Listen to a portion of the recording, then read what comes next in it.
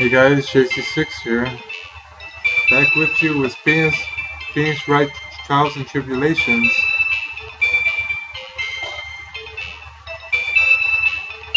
So let's see what's going on with this Dahlia Hawthorne.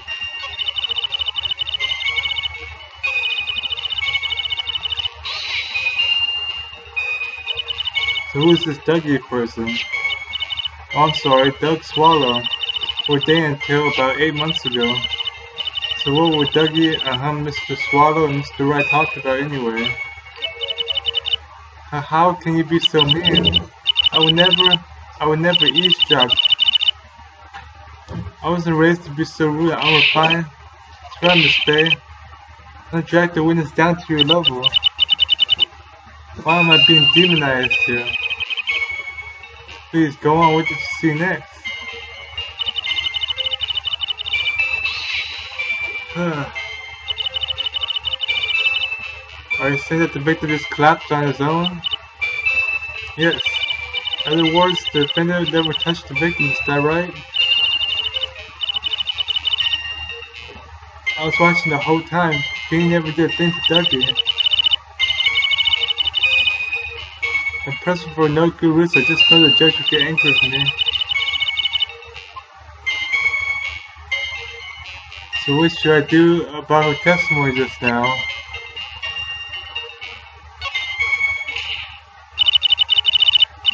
People lives not very becoming Miss Hawthorne, so let's drop them, shall we?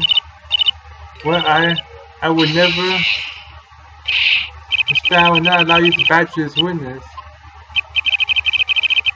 I believe the defense is engaged in a fishing expedition.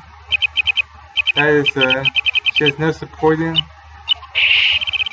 Please don't glare at me like that, I'm just doing my job. Neither Miss Hawthorne. The defendant's palm print was found on Miss Swallow's leather jacket. As I already shown that Mr. Wright did in fact push the victim. What? There's no need to try to cover for the defendant. It would be much better if you came out and told us the whole truth. There's nothing to worry about, young lady. Just tell us everything that you saw. Yes, Your Honor. I will. If you don't mind, I'd like to revise my testimony. As we're finally going somewhere.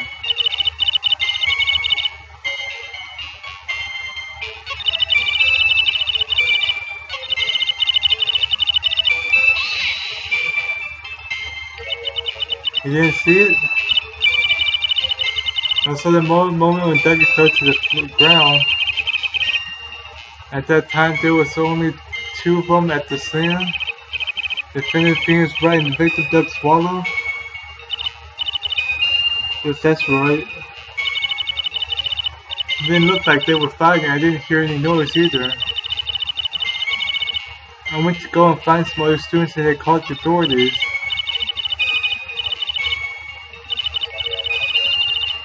She just pretending to protect Mr. Wright. There's gotta be a way to go, Mia. Okay, that means we're going to have to dig deep to find a contradiction on this one.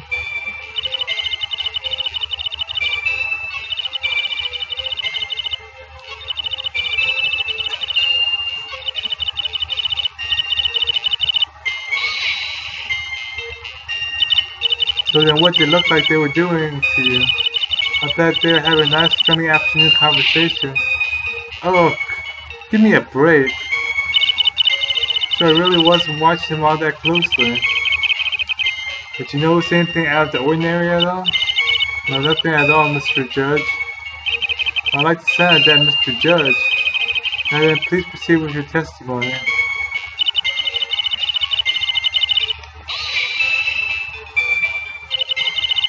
When you say sis, you mean students from the pharmacology department? Yes, they're all very fond of their drugs. Please try to stay on topic. So to find some pharmacology students, you went to the labs, correct? Yeah, the pharmacology guys were secretly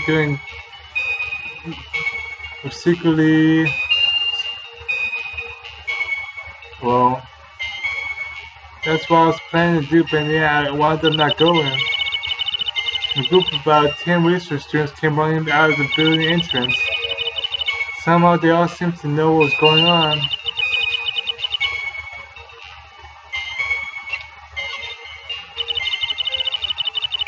How could the students have known what's going on?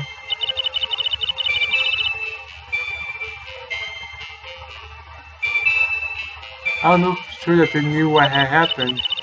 It's just that they all seemed kind of excited about something. It doesn't look like I'm going to get any more info about the students. Yes, I was so panicked. That's what anyone would have been, my dear.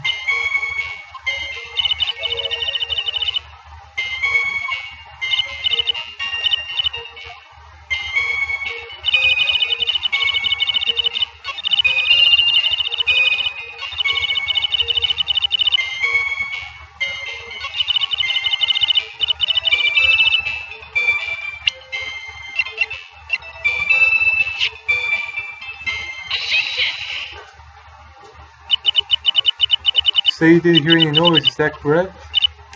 Because that's why I was very relaxed looking at the scene around me.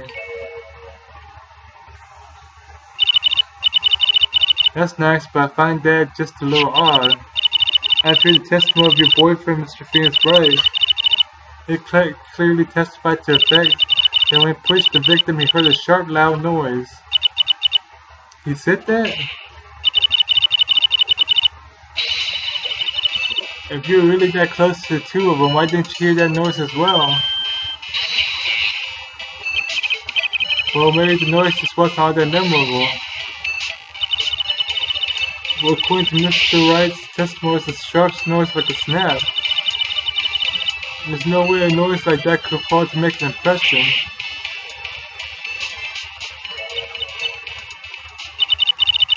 May I have a moment to answer? By all means. I know the reason why I didn't hear the noise.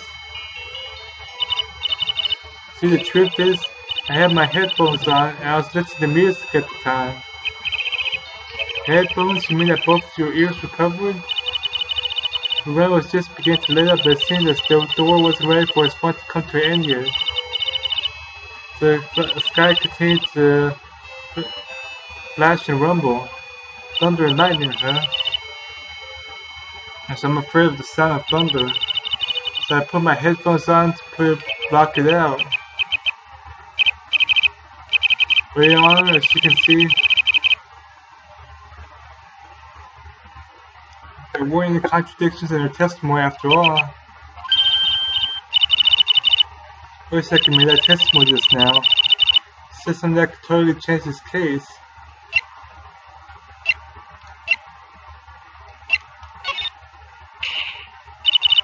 Your Honor, there is a problem with the witness's testimony. What about it, Will? Lightning is actually a large discharge of electricity in the atmosphere, alright? Yes, Your Honor, anyway. Since the cause of death was electrocution, is it possible that the victim died from being hit by a bolt of lightning?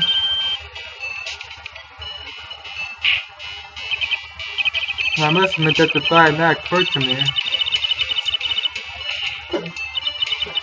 The kind of case built on the premise that Doug Swallow's murder.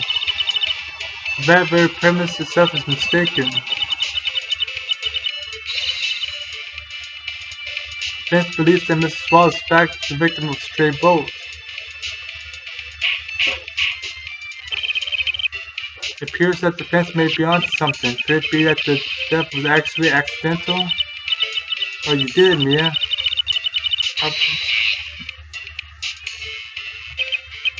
Hee. For that you have such a low opinion of me, Miss Faye. I'm not a fool, you know. Prosecutor's done his research, Your Honor. I found that there were no lightning strikes on that day at the location. What's more, there is evidence that the electric cable is definitely linked to this case. Evidence, Mr. Payne, well, what is this evidence? This affidavit. Who is this affidavit from? From college students who were conducting experiments in the lab that day. Allow me to read out to the court the testimony of the pharmacology students. All equipment in the labs lost power all of a sudden at around 3 p.m. that day. Is it blackout? All of the lab's equipment runs on high voltage, Your Honor. You're saying the equipment lost power because... Precisely, they lost power because of the severed electrical cable. Power outage occurred at approximately 3 p.m., which fits with the time of death listed in its autopsy report. Exactly, in other words, the victim died as a result of touching the severed electrical cable. According to the students, their cables were very old. They were planning on having them replaced in the near future. I see. Apparently the cables had become so brittle, even the smallest bump would have caused them to break. Oh, there's one thing that troubles me. If the cable could have been broken by any small bump, they wouldn't have snapped if it had been bumped into, correct? Well, I suppose you could say that. So, do you have any thoughts regarding the cause of the severed cable? I don't like how this is looking one bit. I come with something to try to regain some momentum. Please, the court defense would like to say its opinion. And then let's hear it.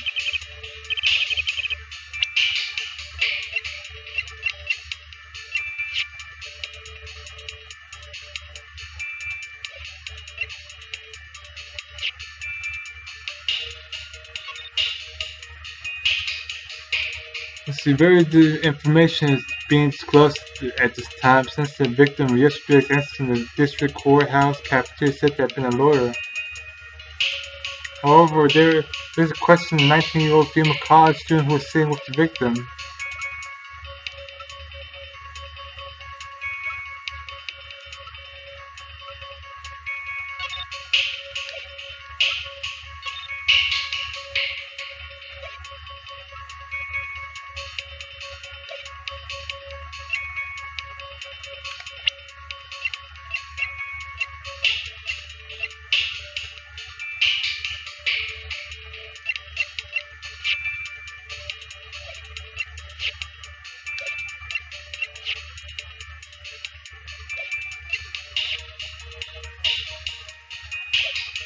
I have no idea what to present here.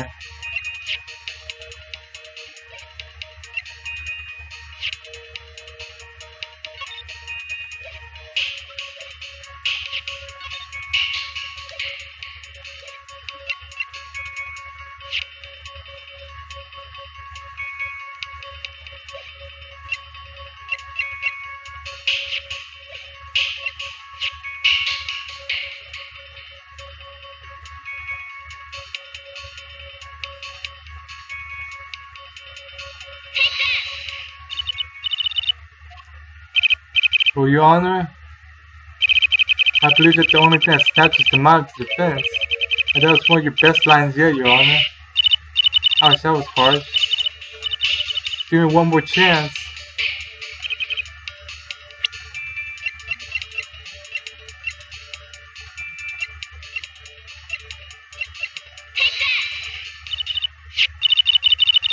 Your Honor, please think back to Mr. Wright's testimony. Defendant's testimony, after he pushed the victim, he heard a loud, sharp noise. And this happened around at 3 p.m., correct? Yes, that sounds right. So are you saying that the lab equipment lost power at 2:55 p.m., which fits right in Mr. Wright's timeline? In other words, it was Mr. Wright's shove that caused the power outage. This prosecution also came to that same conclusion. It was that very shove that caused Mr. Swallow to be electrocuted. I'm afraid I can't agree with you there, Mr. Payne. What's that supposed to mean? Take a good look at where the victim landed after being shoved. See, the umbrella is by the electrical pole. That's right, the victim banged into that pole as a result of being pushed. It was that impact that caused the cable to break. Well, that makes sense. Then the victim was electrocuted? Sorry, Your Honor, but no, it doesn't make sense at all. The victim was shoved into the far pole, They couldn't have been electrocuted by this severed cable in the foreground here.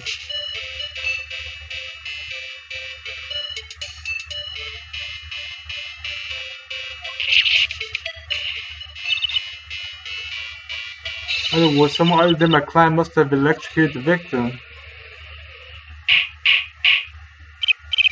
Or the order in the court, and the lamentations of my enemy, how I've longed to hear them. It's true, the defense is absolutely correct. Doesn't seem to be any way. Mr. Judge, sir, can I say something? Madam Curry's explanation says some things that are a little different than I remember them. Well, what the? Please, just once more, may I please testify once last time, please, Mr. Judge? Of course it's alright, just go ahead and give your new testimony. This is it. It's finally starting to show true colors.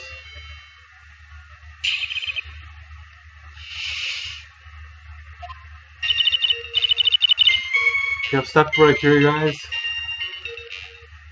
Take care, everybody. I'll see you guys next time.